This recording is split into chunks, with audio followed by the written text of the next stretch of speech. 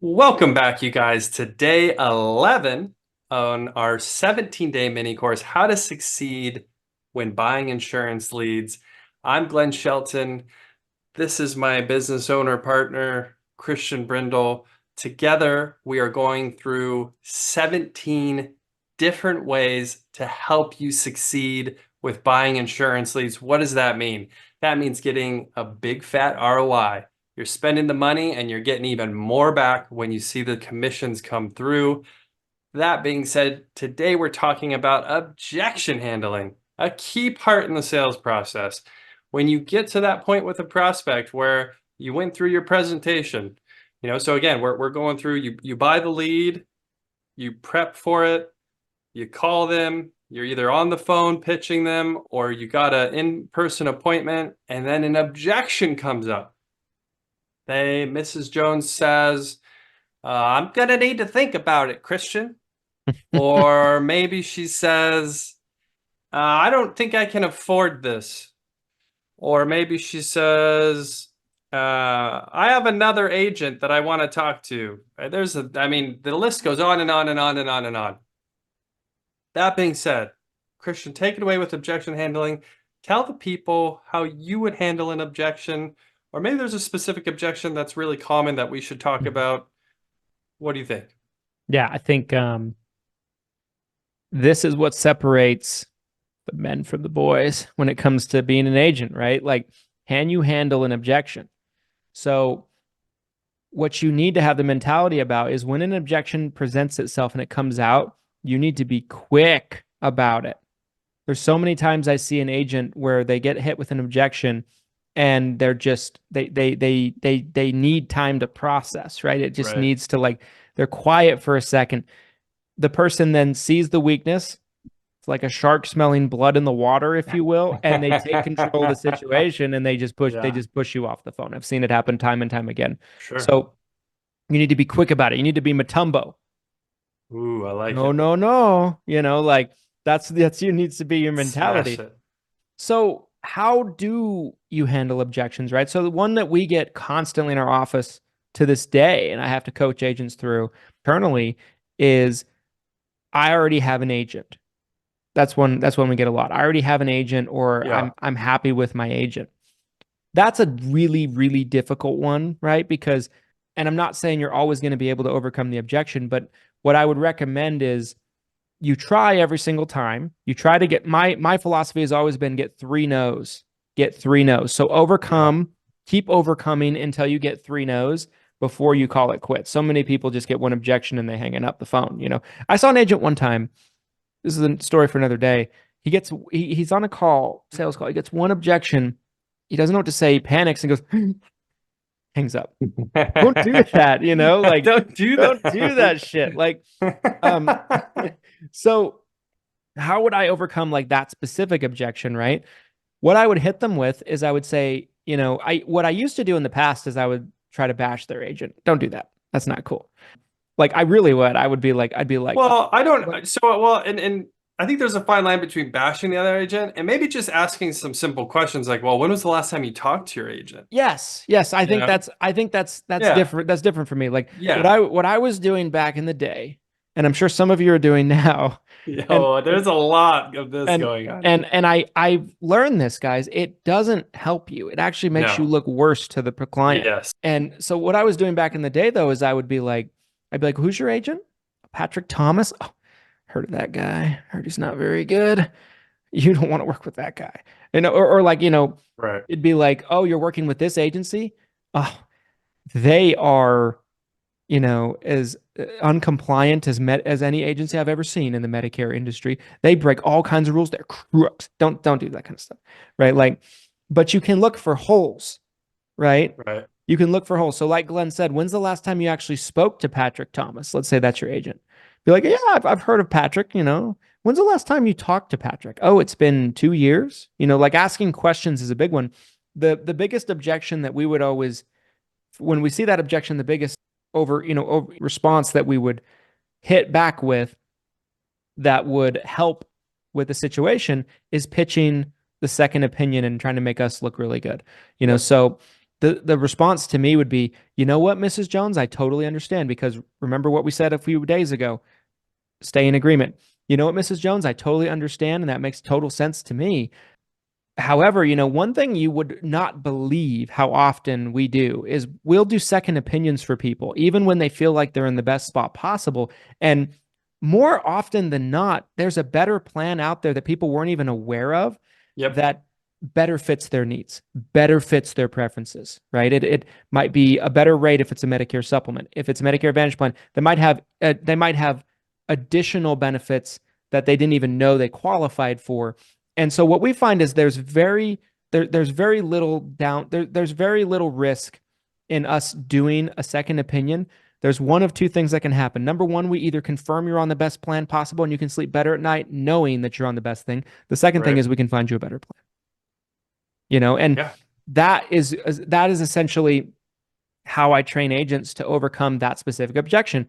And so you object it. You try to get to that, and so you overcame your first no. You try to get to three no's. And that's my art form when it Let comes me to doing that.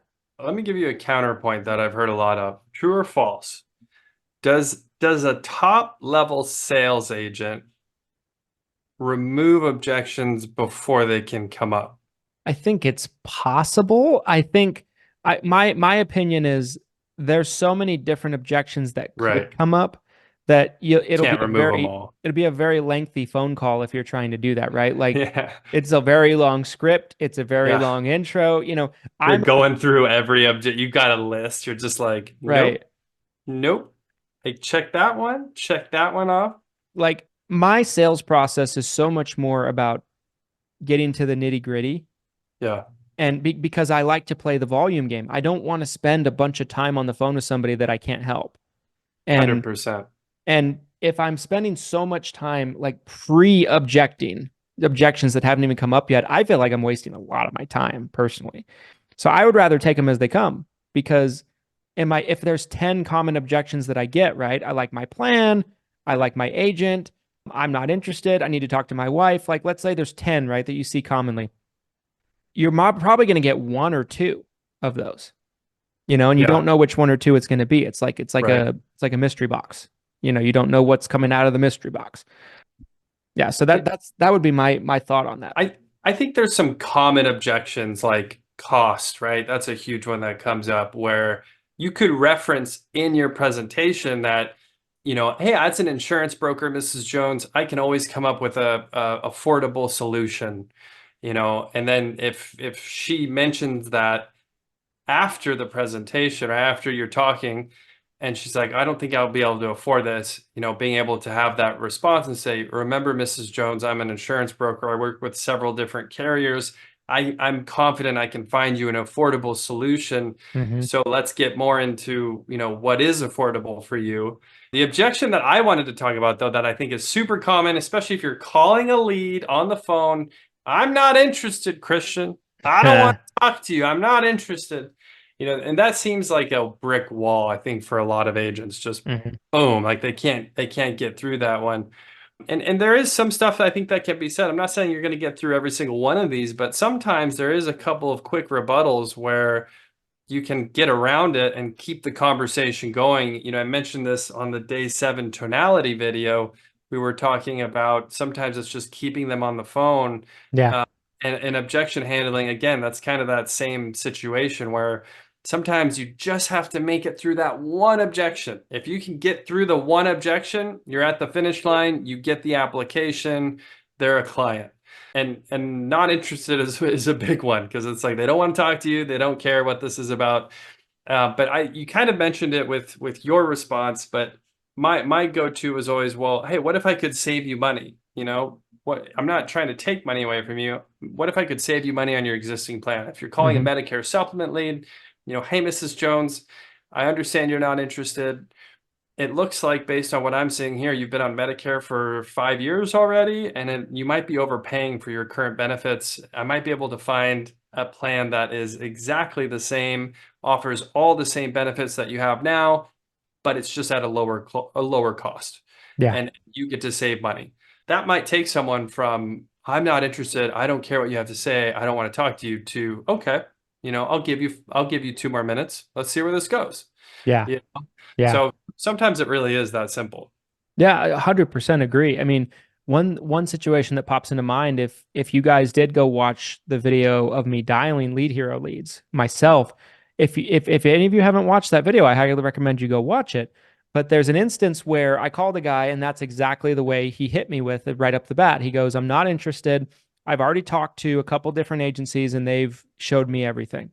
And the way he's talking, I could very this is a T65 guy, right? He's making Medicare decisions for the first time. And the way he was talking, I could very much get the sense that he had been talked to heavily about Medicare supplements, but he didn't mention anything about Medicare Advantage. So my rebuttal immediately was, "Did they talk to you about Medicare Advantage? What was your thought on that?" And I found the chink in the armor because Yep. this guy shut me down within 15, 20 seconds with that. The phone call ended up being 10 minutes. I think we wrote the app too, I'm pretty sure, when Celeste followed up with it. Yeah. But like that's a great example of that too, right? Is like, asking those questions. So Glenn asked the question, like, what if I could save you money? Like, from what I can see right here, based on Yep. what you're paying, I do have better rates available in your area for the exact same coverage. I don't know if, I mean, would that be something we could have a very brief conversation about? For mine, in that situation, it was, did they talk to you about Medicare Advantage? What about Medicare Advantage? What was your thought on that? What's your opinion on Medicare Advantage, right? Like, Yep. and trying to just kind of crowbar something in before they completely just bulldoze you. Guys, there is a massive guide on the Lead Heroes website, Insurance Agent's Guide to Handling Objections. We get into all sorts of different objections. We get quotes from other agents on different rebuttals that they use to get around objections, similar to what Christian and I just went through. I'm going to make sure that this is linked with this video so you can check it out.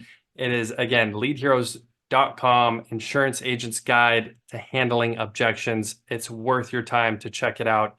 That being said, today is day 11 on our 17-day mini course, How to Succeed Buying Insurance Leads. All of our fixed cost leads for final expense, Medicare supplement, and turning 65 are only $17 right now. Typically, it's around $40 to purchase one of these, so it's more than 50% off. It's somewhere between 60 and 70% off, depending on which lead you're looking at buying, and you only have to buy 30 of them. So for $500, you can get 30 attempts at the plate to see if you can get a sale, and it only takes one to get that ROI. It only takes one because the lifetime client value is huge, especially with these Medicare clients. That being said, you guys, until next time, happy selling. Take advantage of this discount now and sell insurance in large volume, as Christian always says.